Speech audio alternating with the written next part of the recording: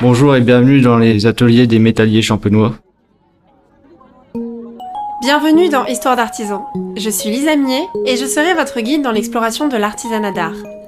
Histoire d'artisans est l'association qui valorise l'ingénierie des artisans d'art en mettant en avant l'innovation et la recherche au sein des ateliers. Ce podcast est le reflet d'un univers merveilleux et riche avec lequel collabore Histoire d'artisans. Dans ce deuxième épisode des métalliers champenois, nous accueillons Julien Lacroix, ferronnier. Avec Julien, nous parlons de passion qui colle à la peau, de vocation et d'épanouissement. Julien souhaite faire sa carrière chez les métalliers champenois et prouve qu'être entouré de belles personnes donne des ailes. Belle écoute! Bonjour Julien et merci de m'accueillir dans vos ateliers parce que on l'a déjà vu avec Eric mais vous en avez plusieurs. Plusieurs secteurs. Voilà, toi tu fais partie de l'atelier des ferronniers. C'est ça. Dans les ateliers des métalliers champenois. Julien, est-ce que tu peux nous raconter la rencontre avec ton métier? Je fus initié très jeune au travail du métal. Mon père le travaillait. Il m'a pris très jeune avec lui. Il était quoi ton père? Mon père travaillait en charpente métallique. Il était métallier. Donc il a travaillé une grande partie de sa vie en charpente métallique. Donc il m'a pris très jeune. Et de plus en plus. Il pensait pas que j'allais en faire mon métier. Il m'a toujours dit que ça pourrait servir dans la vie. Et en fait, sitôt le collège, j'ai commencé l'apprentissage. Dès le collège, mais tu veux dire à partir de la 6e ou... Sorti de 3e. Et c'était à ce moment-là, c'est un BEP, c'est À ça? l'époque, c'était les BEP structure métallique. D'accord. Ouais. Donc c'était ton choix. C'est mon choix, tout à fait. Alors moi, je vais te poser une question. Si t'es pas d'accord, je la couperai, mais moi, il y a une question qui... En tout cas, des retours que j'ai eu très souvent, c'est que justement, dans ces BEP, on y amenait des étudiants, des élèves, des jeunes qui n'étaient pas forcément passionnés par le métier et intéressés par le métier. Toi, tu t'es retrouvé avec d'autres gens qui avaient envie de faire ça? La plupart, oui. La plupart, il y avait même un esprit de compétition au sein de la classe, ce que j'ai vécu. Il y en a qui sont partis, il y en a qui ont arrêté, quelques-uns, et on s'est vite retrouvés entre gens qui voulaient vraiment apprendre. Et en deuxième année, il y avait un réel esprit de compétition à celui qui ferait le mieux à chaque fois. Et ça, c'est le meilleur souvenir que j'ai de l'apprentissage. J'ai eu un bon apprentissage, mais ça, il y avait à l'époque. Donc toi, tu l'as vécu comme un bon souvenir, justement, ouais. Celui qui ferait le mieux, celui qui battra l'autre, c'était toujours comme ça. Donc, BEP c'est 3 ans, c'est les mêmes... À l'époque, c'était 2 ans. 2 ans? 2 ans, oui. Et suite à ça, t'as fait quoi? Premier emploi derrière l'apprentissage, j'étais dans une autre boîte, après j'ai travaillé dans une autre entreprise. J'y suis resté 18 ans. Et 3 ans avant mon départ, je suis retourné chez les compagnons pour faire ce qu'on appelle le stage forge. C'est le brevet métier d'art en ferronnerie que j'ai eu.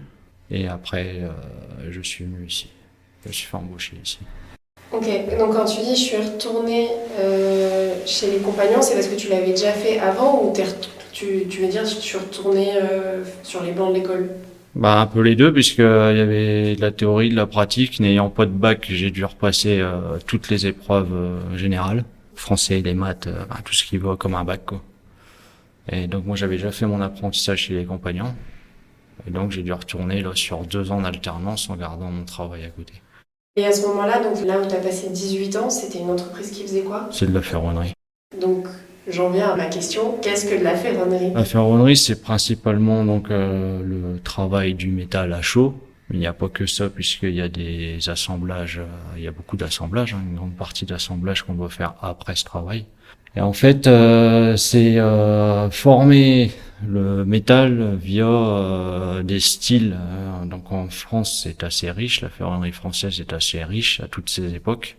Donc ça peut être vraiment fait comme c'est fait à une époque, vous pouvez retrouver du Louis XV, du Louis XVI. Et après, il peut y avoir une partie néo, donc avec une inspiration d'une époque antérieure que nous, on adapte au goût de l'ouvrage qu'on doit faire. D'accord. Toi, tu t'y connais, tout ce qui est mouvement Oui, par le temps, on était obligé de les apprendre et au brevet métier d'art, j'étais obligé d'apprendre encore plus ça et l'art en général, la travailler encore plus. Après, on connaît jamais tout, on a vraiment des points qu'on préfère par rapport à d'autres. Même les artistes, il y a des fois les inspirations dans l'art qui touchent à la ferronnerie. Hein, des fois, on connaît pas forcément la spécialité de l'artiste. C'est quoi toi ta période Moi, l'art nouveau.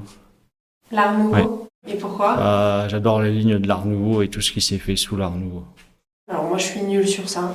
Je suis incapable de te reconnaître un... C'est compliqué parce que même quelqu'un qui s'y connaît, vous pouvez avoir ce qu'on appelle première période, seconde période. Et il y a des fois ça peut être trompeur, même la plupart des gens, celui qui s'y connaît est quand même obligé à un moment donné de regarder dans ses livres, ne serait-ce que pour dessiner. Il y a des fois, il faut s'en remettre vraiment, avoir l'inspiration, on n'a pas le choix. Et Art Nouveau, c'est des lignes... Art Nouveau, c'est ce qu'on appelle les rubans ou les coups de fouet. C'est les beaux fers bien étirés qui terminent. Vous n'avez pas de noyau comme une volute, comme vous avez pu voir en atelier. Ça se termine tout effilé. Et ça fait un effet de ruban. On appelle ça un ruban ou un coup de fouet. Parce que D'accord. Ah oui, je vois. Donc tu fais tes 3 ans d'apprentissage dans ton entreprise dans laquelle tu étais déjà depuis 15 ans? Non, je l'ai fait dans une autre. Ah, tu l'as fait dans une autre. Ok. Donc compagnon. Et suite à ça, donc tu dis tu rejoins les métalliers champenois. Oui. Et ça, c'était quand? C'était, ça fera 4 ans en septembre. Donc tu rejoins les métalliers champenois il y a 4 ans, donc dans la partie ferronnerie. En ferronnerie, donc on a vu avec Eric, métallier champenois, vous travaillez bronze, laiton, acier, inox, et j'en oublie un, je crois. Aluminium. Bah, après, il peut y avoir toutes sortes de toute façon. Ça, c'est les plus courants, on va dire, qu'on utilise. Et toi, tu travailles tous ces matériaux aussi? Bah moi après ce qui est bien c'est que en fait étant serrurier d'origine puis je m'intéresse quand même à tout bah là par exemple je fais une porte en laiton donc on a amené à faire quand même beaucoup de choses c'est jamais un projet pareil de toute façon. Oui c'est clair et comment moi quand je regarde un objet je peux savoir si ça a été fait par un métallier ouais je dirais après ici tout est assez poussé dans ces ouvrages d'exception. Je veux dire, les assemblages que vous voyez là, c'est pas dit qu'il y a des choses vous les verrez ailleurs. Il y a la finesse, il y a les techniques, il y a tout ça. Après, la forge pure d'origine comporte beaucoup de détails. Il y a peu de soudure, vous allez avoir des rivets que vous n'aurez pas, un assemblage de métallier. Mais ce qu'on a maintenant, métallier, c'est un métier où on l'a nommé métallier il y a, je sais plus, je crois que c'est une 30aine d'années, je crois, un truc comme ça. D'origine, c'est serrurier. Et comme je vous disais, serrurier, avant, touchait plus de loin, près à la forge. Et après, ça a été appelé métallier. Et métallier, on est plus dans la menuiserie métallique, les cadres divers et variés, portails. La différence est là, en fait. Okay. Mais bon, après, à notre niveau, ça ne change pas grand-chose, en fait, quoi. Oui, donc toi, le travail que tu fais au sein de l'atelier est pas si différent que le travail qu'Eric fait, c'est ça? Eric, il est plus sur les éléments de serrurerie fine, on va dire. Sur les petits éléments. Il va faire de la rampe très fine, vraiment ce qui demande des compétences de finesse, c'est nickel, c'est tout précis. Il est plus sur ces éléments-là, Eric. Okay. Donc il est chef de secteur de serrurerie et gère tout ce qui est... Bon, après Eric est très polyvalent. Hein. Oui. oui, il a un très long passé aussi dans ce métier, donc c'est sans doute normal. Un très beau passé aussi. Oui. Donc depuis 4 ans chez les métalliers champenois. Et donc toi, tu fais justement ce qu'on disait, Eric va faire peut-être plus les détails et toi tu vas faire les structures, c'est ça? Ah non, on fait pas les boulots opposés, mais c'est pas le même travail. Nous, on va être plus sur de la rampe forgée, qu'Eric fera plus de la rampe style serrurerie fine. Là où, en gros, vous avez pas vraiment la forge. Et nous, ça va être plus ça, les rampes, le portail, comme vous avez pu voir. Par exemple, là, ça, c'est l'exemple type. Eric a fait les ouvrants, donc vraiment la structure inox laiton, et nous, on a fait l'intérieur. Ok, je vois. Très bien. Est-ce que, Julien, tu peux nous raconter une anecdote sur ton métier? Mais je suis tellement passionné que pour moi-même, j'ai commencé à me faire des tatouages en rapport avec le métier. Il y a déjà un moment que j'ai commencé, c'est pas fini. Et en fait, qui symbolise pas mal de choses à ce niveau-là. Ok, donc quoi? Alors, il y a l'enclume avec la toile d'araignée. La toile d'araignée en tatouage, c'est le symbole de perpétuité. Donc ça veut dire que ça va durer. Ça va durer toujours. J'ai écrit Ferroni sur les doigts en anglais. Comment on dit en anglais? Blacksmith. Ça tombait pile poil. C'est clair. Black sur une main et Smith sur l'autre. Tout à fait. Ok. En vrai, moi, je suis très contente que tu parles des tatouages parce que pendant la visite, j'ai vu ton tatouage Work Hard et Stay Humble. Ah oui, il plaît celui-là. Ouais, pour parler un peu de mon parcours, moi j'ai découvert le milieu de l'artisanat et l'artisanat d'art en 2018. Et quand je vais parler de cet univers, je disais toujours la même chose. Je suis frappée de l'humilité des artisans et des artisans d'art. Je trouve que vous êtes des gens qui ont de l'or dans les mains et qui savent pas forcément que c'est le cas et vous savez pas forcément... Enfin, en tout cas, vous n'avez pas l'état d'esprit pour vous pavaner par rapport à cet or que vous avez dans les mains. Et moi, ton tatouage Work Hard et Stay Humble, pour moi, ça décrit l'artisan aujourd'hui. Mais je pense que les vrais de vrais veulent juste bien faire, en fait. Toujours bien faire. Sans pour autant faire de bruit, quoi. Amener un projet à terme et c'est fait, on est bien et c'est impeccable, quoi. Je pense que c'est ça un peu le but aussi de la manœuvre. Et oui, et tu parles de bien faire. Et moi, je me suis souvent posé la question de savoir comment un novice peut évaluer la qualité d'un travail artisanal. Et en fait, à force d'aller dans les ateliers, je trouve que l'indice, il est dans les finitions. Est-ce que quand on regarde, on se pose la question de savoir si ça a été fait à la main ou à la machine? Si on voit... c'est perceptible quand même. Ouais, mais un travail bien fait, tu vois, un travail de rampe d'escalier, un travail de portail, tu vas pas avoir des coulures, tu vas pas avoir des bourrelets. Et puis après tout, il peut pas y avoir de traces de choc, il peut pas les courbes. Quand il y a des courbes, ça doit être beau à regarder, ça doit être quelqu'un qui est novice doit pas se dire il y a quelque chose qui va pas là. Ça doit être vraiment harmonieux et beau à regarder. Le principe il est là déjà. Est-ce que c'est rond? Est-ce que c'est vraiment rond? Après, quand ça commence à être perceptible à l'œil, c'est pas trop bon ça. Et moi c'est ce que j'ai tendance à dire, c'est même tu vois, quand dans ma vie personnelle on va dans des magasins d'artisans et que mes amis ou mes proches me disent et ça Lisa, t'en penses quoi? Je dis regardons les finitions et on va voir en fait, on va voir si on trouve que les soudures elles sont bien faites, si on trouve que je trouve que c'est un œil qui s'aiguise, mais petit à petit on voit si l'artisan il maîtrise son sujet. Au fil de voir les choses et d'aller un peu partout aussi, je pense. C'est ça, il faut côtoyer, finalement c'est à force de côtoyer l'artisanat qu'on se rend compte si l'artisan est bon ou pas. Et donc voilà, ton tatouage, on en a pas mal parlé. Tu en as d'autres là? Tu as des outils, c'est ça? Oui, tout ce qui est outil de forge là. Après, celui-là. Ah, c'est un squelette qui tape sur une enclume. C'est ça. Un squelette qui fait le métier de forgeron. C'est ça, tout à fait. C'est lequel qui a le plus de sens pour toi? Il y en a un ou pas? Bon, ils sont tous à l'identique pour moi. Ouais. Après, moi, ils représentent la même chose pour moi. Il n'y a pas un plus que l'autre. Bon, on peut dire littéralement que tu as le métier dans la peau. C'est ça, tout à fait. Très bien. C'est beau de voir un vrai passionné. Merci. Si c'est bien, c'est qu'ici on est quand même quelques-uns. Et on dirait que les gens ici sont passionnés. Et c'est bien d'évoluer dans un cadre comme ça, avec des gens comme ça et les projets qu'on a au sein de cette entreprise. On peut que avancer. Oui, vous évoluez tous avec la même envie et c'est vrai que de rendre du beau. Au quotidien, c'est le rêve. Les projets qu'on a là, c'est de renom mondial, l'entreprise est de renom mondial. Je veux dire, après, c'est un vrai plaisir, quoi. Je comprends, et sincèrement, moi j'ai jamais vu d'atelier aussi grand que celui-là.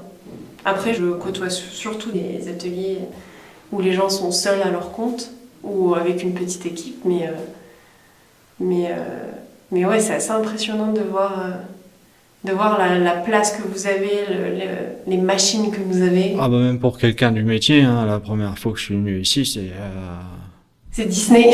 ah bah oui, non mais c'est les yeux ils brillent, hein, c'est obligé. Hein. Ouais. On peut pas faire autrement. Bah c'est bien qu'ils aient réussi à faire une entreprise qui vous donne envie. C'est une belle histoire et puis bon après c'est important d'être bien au travail aussi. Hein. Ouais, c'est clair.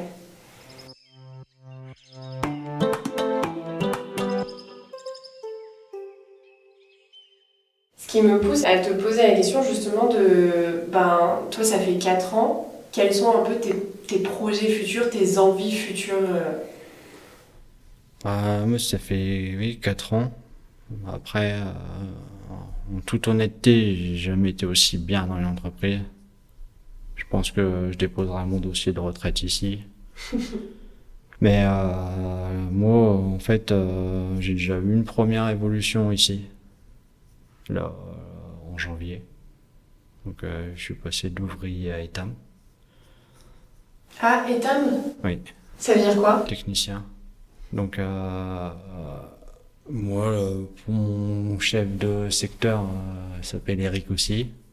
Et en fait, pour projet de le remplacer fièrement quand il partira en retraite, en fait. Et c'est venir, oui, comme quelqu'un comme ça, comme les anciens que je côtoie au quotidien, de continuer sur la même lignée. Et puis, ça, c'est le premier. Après, j'aimerais bien essayer de faire les meilleurs ouvriers de France à un moment donné. Quand je sais pas, je me pose la question, j'y pense régulièrement, on verra. Il y en a beaucoup des MOF dans le ferronnier. Ah oui, bah, il y en a tous les ans, normalement. Ça va un peu changer à un moment donné, c'est pour les épreuves. Mais je pense qu'à un moment donné, je vais quand même essayer de le faire. Et c'est quoi les épreuves justement de MOF ferronnier? Il y a une présélection basée sur un dossier de recherche et vous avez une épreuve d'atelier. Tu dois pas présenter d'œuvre? Bah, c'est soit maintenant ils font faire la pièce en un temps. C'est plus comme avant de ramener la pièce, d'avoir tant de temps pour la faire à l'extérieur. Maintenant, il faut la faire sous jury en fait. Ah, tu dois la faire dans les ateliers des s'ils MOF. ont pas, dans les ateliers qu'eux ils choisissent. C'est déjà fait amusant chez les compagnons il y a quelques années. Et comme des fois ça change, à voir quand j'en serai là. Je sais pas encore. Ok, ben, on te le souhaite. On a hâte de te voir MOF ferronnier. Merci. Avoir le petit col bleu, blanc, rouge.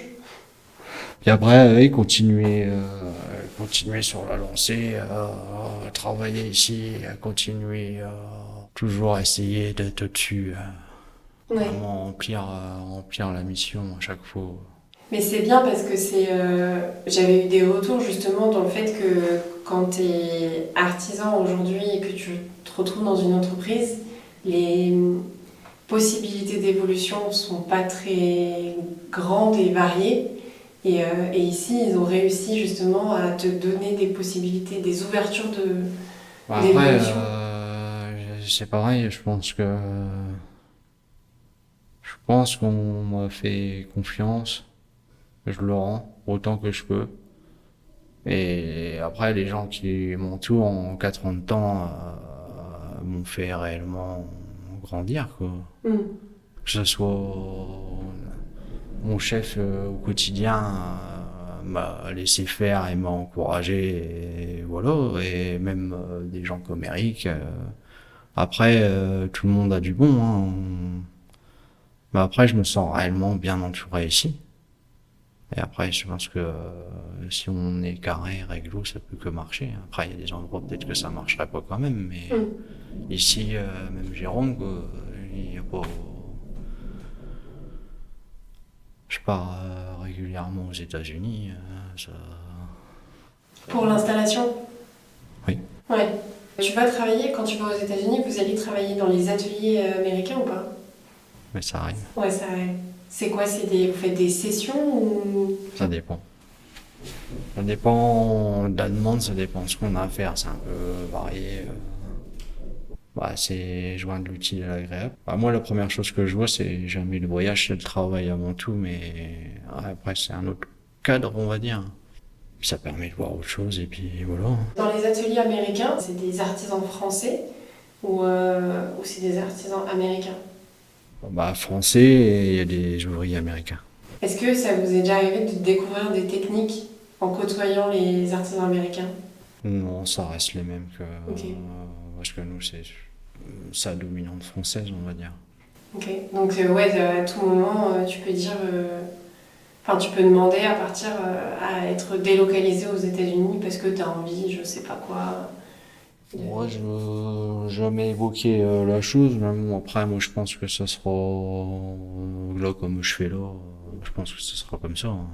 Déplacement, et puis après, de toute façon, j'ai dit l'avenir qui m'attend là, donc de toute façon, je resterai ici. Puis ça sera... Parce que des fois, il faut y aller pour relever des rampes, ou... La dernière fois, on est parti 3 semaines à Palm Beach. Pour faire une installation. Pour relever une rampe, pour pouvoir la fabriquer ici, il y a toute une étape, mais pour pouvoir la fabriquer là, il fallait relever tous nos côtes là-haut. Quand tu dis relever, c'est prendre les dimensions, c'est ça? En gros, oui, ça va être prendre les dimensions. mais il y a une petite fabrication à faire sur place. Faut qu'on cintre nos fers, faut qu'on s'ajuste et tout. Et on a des réglages à faire bien particuliers. Après, on le renvoie ici. Puis c'est la rampe qui est près de mon poste de travail, là.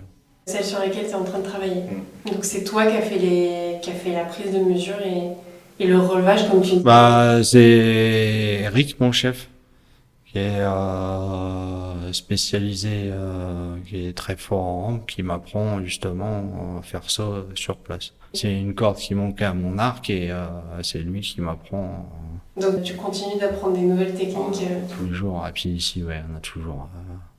Il y a toujours de la recherche, quoi qu'on fasse de toute façon. Après, le seul truc qui va vous servir, c'est votre expérience avant, ce que vous avez déjà vu, et après, de toute façon, travailler avec les gens qui m'entourent.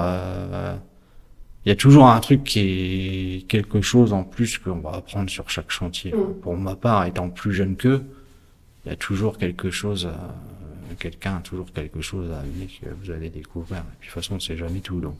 Et est-ce que ça vous arrive de faire des projets qui ne sont pas des commandes clients, mais pour lesquels vous avez envie de faire justement de la recherche de techniques et du coup un peu des projets parallèles aux commandes clients?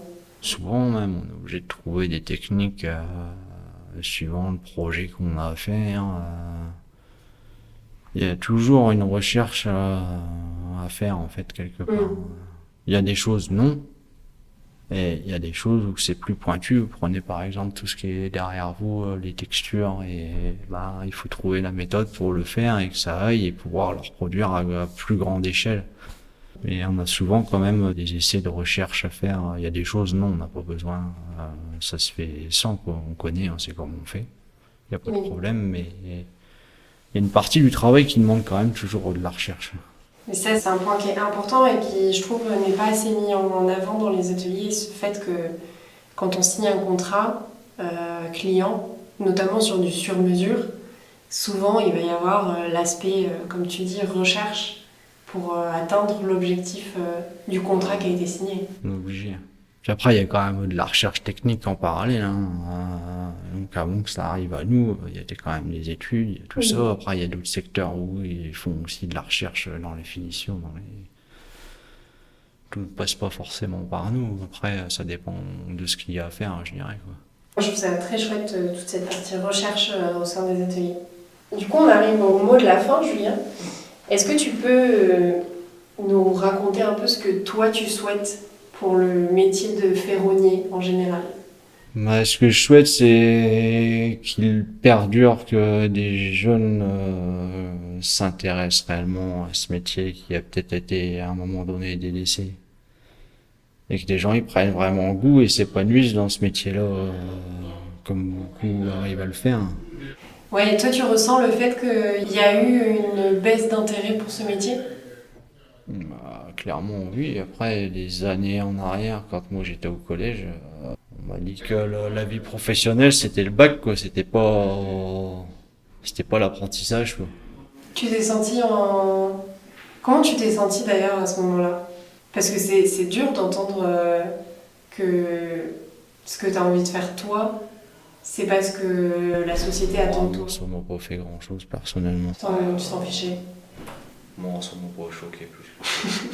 Après, c'est un peu énervant d'entendre ça. C'est un peu, moi, mes parents, ils m'ont laissé le choix, quoi. Après, si eux, c'est leur façon de faire. Mais bon, je pense que tout le monde y a eu un peu le droit, ceux qui partaient en apprentissage. Après, moi, je suis pas là en apprentissage par échec scolaire, contrairement à ce qu'on entend toujours. C'était par désir. C'est par désir, quoi. On est toujours en train de dire l'apprentissage, échec scolaire, mais peut-être, c'est peut-être possible, quoi. Sûrement même, mais c'est pas tout le monde. Et je pense qu'on n'a pas à dire ça à une personne qui sort du collège aussi, quoi. Si c'est son choix, c'est son choix. Bah ouais, c'est un peu... Bon, de toute façon, c'est un sujet assez récurrent, mais c'est un peu un cercle vicieux entre... t'es en échec scolaire, donc on te met dans ce qu'on appelle les voies de garage, hein, qui ne devraient pas s'appeler comme ça, mais on te met dans une voie de garage. Du coup, ceux qui sont dans ces fameuses voies de garage sont pas passionnés. Enfin, moi, c'est ce que j'ai rencontré. Toi, t'as eu la chance d'avoir que des gens qui étaient passionnés par ce métier dès post-brevet. Et moi, j'en ai rencontré beaucoup qui ont un peu été obligés d'aller jusqu'au bac, parce que si ils décidaient de faire leur métier dès le post-brevet, bah, ils se retrouvaient avec des gens qui n'étaient pas passionnés et qui du coup n'avaient pas envie d'aller en cours, n'étaient pas motivés.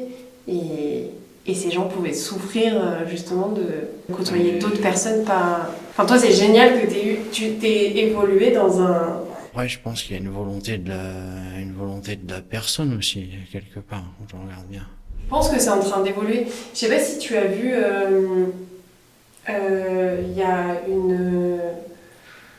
eu un événement en fin mai, pardon, avec le ministre de la Culture qui a déclaré un peu les axes en faveur des métiers d'art décidés par le ministre de la Culture. Et il y a un des axes, c'est la jeunesse et l'éducation. Et on espère en tout cas que les enseignants et tout le corps enseignant soient sensibilisés au fait que c'est pas parce qu'une personne est en échec scolaire qu'il faut la placer dans un métier qui ne lui correspond pas. Moi, j'étais pas en échec scolaire. J'avais des résultats, voilà, hein, il y avait pas de souci parce qu'avec mes parents, j'avais pas le choix. Et en fait, ils voulaient absolument me mettre au bac. Mais pour eux, le métier d'art, ça leur parle pas. Je vois les profs, c'est toujours comme ça, en fait. C'est ancré dans leur mentalité, quoi. Sinon, c'est pas bien, en fait. C'est triste, mais je sais pas si les gens là, ils changeront quand même. Peut-être qu'en les sensibilisant, ils vont peut-être évoluer. Je suis pas sûr. J'ai vraiment un doute là-dessus, hormis celui qui choisira l'apprentissage et puis qui s'en sortira. J'ai un gros doute quand même là-dessus, quoi. Ça, à un moment donné, fallait travailler. J'ai rien contre les gens des bureaux, mais fallait travailler dans les bureaux, quoi. Oui. Et c'était l'avenir. Moi, j'ai une cousine, elle avait fait qui est plus vieille que moi. Ouais, pas mal plus vieille que moi. Elle avait fait une dactylographie à l'époque, là. C'est eux qui tapaient à la machine, là. Ouais, mais ça, on a tourné des milliers de personnes vers ça, mais ça n'a aucun débouché, quoi. C'est un truc, c'est devenu quoi, maintenant? Non, mais je veux dire, c'était quand même des diplômes poussés à l'époque. C'était pas des petites choses. Et maintenant, c'est des métiers qu'on a, malheureusement, entre guillemets, inventés. Mais maintenant, quelle valeur ils ont? Ouais. Et on a poussé les gens à faire ça, quand même, quelque part. Et moi, je suis pas convaincu que, j'espère que je me trompe, hein. J'espère que ça, mais je suis pas convaincu qu'au sein de l'éducation nationale, ces choses-là, ils changent. Ouais. Bah écoute, en effet, on espère que ça change et que tout le corps enseignant soit sensibilisé au fait que les métiers d'art, c'est pas, comme on disait tout à l'heure, c'est pas une voie de garage, quoi. Après, il y a une culture quand même là-dedans. Pour arriver quand même à un moment donné, tout le monde a dû s'intéresser à l'histoire de son métier, à tout ce qui s'ensuit. Et c'est pas seulement être dans un atelier en bleu, quoi. C'est pas du tout que ça, quoi. C'est pas... Ah oui, c'est sûr, mais même tu vois ce que tu disais, c'est que tu connais les mouvements architecturaux, tu as dû te former à ça, et ça tu l'as appris dans des bouquins qu'il a fallu que tu lises. J'étais en cours, bouquins, pas mal de travail à côté, du travail en cours, après c'est toujours pareil, même avec les gens que vous côtoyez réellement du métier, quoi. Mais c'est pas juste être en bleu dans un atelier, quoi. Même ce à quoi je n'avais pas conscience, mais un forgeron doit connaître les réactions chimiques et physiques qu'il y a dans le métal pour pouvoir anticiper pourquoi il ne faut pas que je tape à cet endroit. Tout à fait, mais c'est pas vrai. Il y a un travail physique, certes, parce qu'il faut taper, mais c'est pas, faut travailler avec sa tête aussi. C'est pas je tape. La forge, c'est pas que ça. Il y a une grosse partie physique, c'est vrai, mais il y a des parties où il faut être minutieux et faire attention à ce qu'on fait, quoi. C'est pas juste taper comme un sourd pour faire quoi. Non, il y a des moments où il faut taper, et il y a aussi une partie où c'est la tête qui doit marcher. Là. Mais écoute, on souhaite qu'il y ait plein de jeunes qui comprennent l'intérêt des métiers d'art, la valeur des métiers d'art et surtout tout ce qu'il y a autour de ce qu'on appelle le savoir-faire manuel. Il y a aussi un savoir-faire intellectuel qui est hyper important. Et être artisan, ce n'est pas juste, comme tu dis, taper. Tout à fait. Trop bien. Et merci beaucoup Julien. Merci pour ton temps. Et puis je te dis à très bientôt puisqu'on se revoit cet après-midi dans les ateliers. Ça marche. À toutes. Merci beaucoup pour votre écoute. J'espère que ce deuxième épisode des Métalliers Champenois avec Julien Lacroix vous aura plu. Vous pouvez continuer de m'aider à faire découvrir les histoires d'artisans au plus grand nombre en mettant une note et en vous abonnant sur votre plateforme de streaming préférée. Comme d'habitude, je publie régulièrement des photos du travail des artisans sur Instagram, donc n'hésitez pas à vous abonner pour découvrir leur métier en images. À bientôt avec une nouvelle histoire!